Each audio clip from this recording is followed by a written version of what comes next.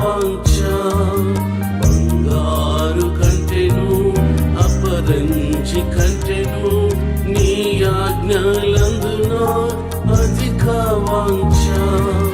హల్లెలూయా హల్లెలూయా హల్లెలూయా హల్లెలూయా నాథుడేసుడు క్రీస్తు రాజుకు